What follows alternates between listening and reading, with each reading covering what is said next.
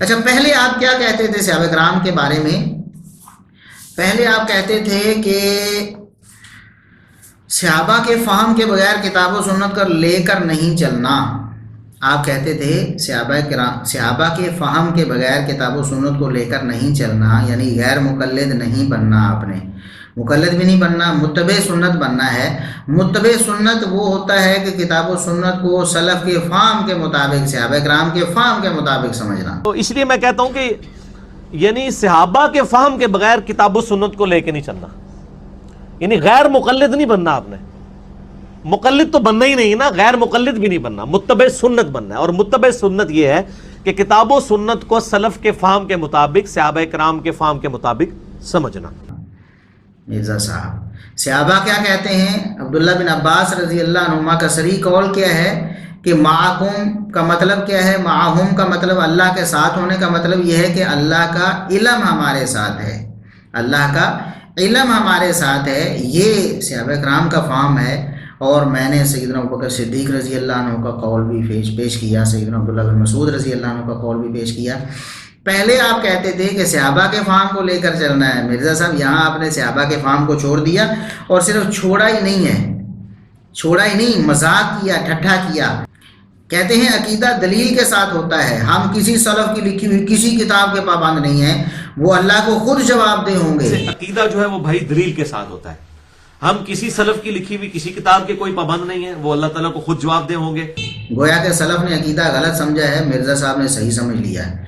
کہتے ہیں ہم کتاب اللہ کے پابند ہیں، کتاب اللہ میں دونوں طرح کی آیات آئی ہوئی ہیں، لہٰذا ہم نے یہ ماننا ہے کہ اللہ ہمارے ساتھ بھی ہے ذات کے اعتبار سے، یا ہم نے یہ تعویل نہیں کرنی کہ علم کے اعتبار سے ہمارے ساتھ ہے. کہتے ہیں ہم نے عقیدہ دلیل کے ساتھ لینا ہے. اس کا مطلب یہ ہے کہ سلف صالحین کے پاس دلائل نہیں تھے. مرزا صاحب، کیا سیدنا عبداللہ بن عباس رضی اللہ عنہ ترجمان القرآن، جنہیں نبی کریم صلی اللہ علیہ وسلم نے دعا دی کہ اللہ اسے قرآن کی سمجھ عطا فرما، اس عبداللہ بن عباس کو دلیل کی سمجھ نہیں آئی، آپ کو سمجھ آئی؟ مرزا صاحب، عبداللہ بن عباس رضی اللہ عنہ کا عقیدہ اور دیگر صحابہ کا عقیدہ اور تابعین اور تبع تابعین اور ائمہ دین کا عقیدہ جو میں پیش کر رہا ہوں، اس کے بارے میں مرزا صاحب کیا کہتے ہیں کہ عقیدہ دلیل کے ساتھ ہوتا ہے، ہم کسی سلف کی کسی بات کے پابند نہیں ہیں، وہ اللہ کو خود جواب دہ ہوں گے. اچھا جی، اب بات یہاں تک پہنچ گئی ہے. چہرے پر ہاتھ پھیرنے کا مسئلہ آیا کہ دعا مانگنے کے بعد چہرے پر ہاتھ پھیرے جا سکتے ہیں کہ نہیں. تو مرزا صاحب نے کہا کہ امام بخاری نے الادب المفرد میں انٹرنیشنل نمبرنگ کے مطابق 609 نمبر روایت ہے پیش کی ہے کہ عبداللہ بن عمر اور عبداللہ بن زبیر رضی اللہ عنہم دعا کے بعد چہرے پر ہاتھ پھیرا کرتے تھے. جب دو صحابہ سے یہ چیز ثابت ہو گئی، ظاہر ہے کہ یہ نبی کریم صلی اللہ علیہ وسلم سے انڈائریکٹلی ثابت ہو جائے گی، انڈائریکٹلی نبی کریم صلی اللہ علیہ وسلم سے ثابت ہو جائے گی. کیونکہ جب صحابہ کا عمل ثابت ہو جائے اور اس کے خلاف کوئی عمل نہ ملتا ہو تو یہ سنت موقوف ہو جائے گی اور یہ مرفوع کے حکم میں داخل ہے، کیونکہ صحابہ کرام جو بھی عمل کیا کرتے تھے وہ نبی کریم صلی اللہ علیہ وسلم کی تعلیم فرمانے سے ہی کرتے تھے. امام بخاری کی کتاب ہے الادب المفرد، آداب کی کتاب، اس میں انٹرنیشنل نمبر کے مطابق 609 نمبر روایت ہے کہ عبداللہ بن عمر رضی اللہ تعالیٰ عنہ اور عبداللہ ابن زبیر رضی اللہ تعالیٰ عنہ ورضی اللہ عنہم اجمعین یہ دعا کے بعد چہرے پہ ہاتھ پھیرا کرتے تھے.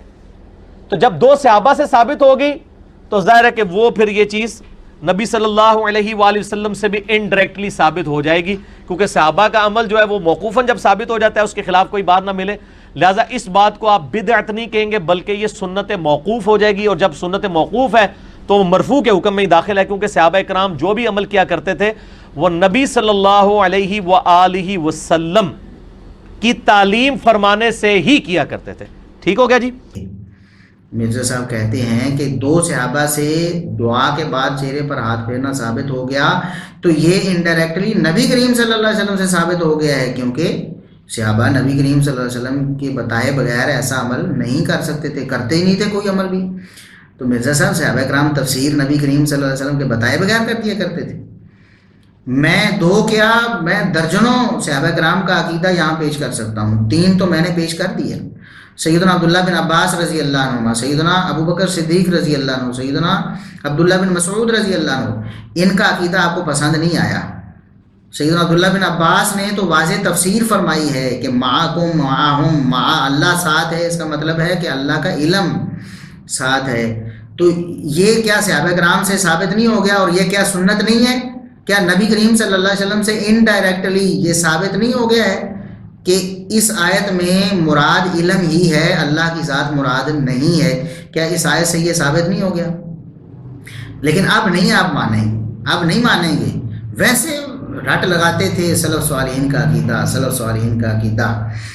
اب کیا ہے، اب اور ایک اور موقع پر مرزا صاحب آپ نے کہا کہ ہم بھی کہتے ہیں کہ آپ صحابہ کا فارم لے کر چلیں۔ مرزا صاحب آپ نے کہا کہ ہم بھی کہتے ہیں کہ آپ صحابہ کا فارم لے کر چلیں، لیکن آپ لوگ پاکستان و انڈیا کے بابوں کا فارم لے کر چلتے ہیں۔ ہم نے صحابہ کے فارم کے مطابق ہی باتیں کی ہیں۔ ہم تو اسی لیے کہتے ہیں کہ صحابہ کا فارم لے کے چلیں، لیکن سر آپ ہم سے صحابہ کا فارم نہیں ڈیمانڈ کر رہے ہوتے ہیں، آپ انڈیا، پاکستان، بنگلہ دیش کے بابوں کا فارم لے کے چل رہے ہوتے ہیں۔ ہم تو ساتھ ہے کہ صحابہ کا فارم لیں۔ ہم نے جب بھی یہاں باتیں کی ہیں صحابہ، آج جب وہ مجلس 10 کے اندر کوسچن ہوا تھا وسیلے کے اوپر، تو میں نے حضرت عمر کی 1010 نمبر حدیث، نمبر 1010 نمبر حدیث پیش کی تھی نا۔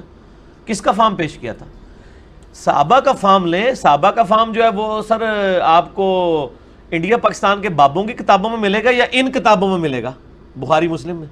صحیح، تو صحابہ کا فارم لے کے چلیں گے۔ آپ دیکھیں نا مرزا صاحب، صحابہ کا فارم کیا؟ عبداللہ بن عباس رضی اللہ عنہما اس آیت کی تفسیر کیا کرتے ہیں اور آپ کیا کرتے ہیں؟ اور یہ تو اجماع ہے نا، آپ نے کئی موقعوں پر کہا صحابہ میں اختلاف نہیں، تو یہ سنت ہی ہوگی۔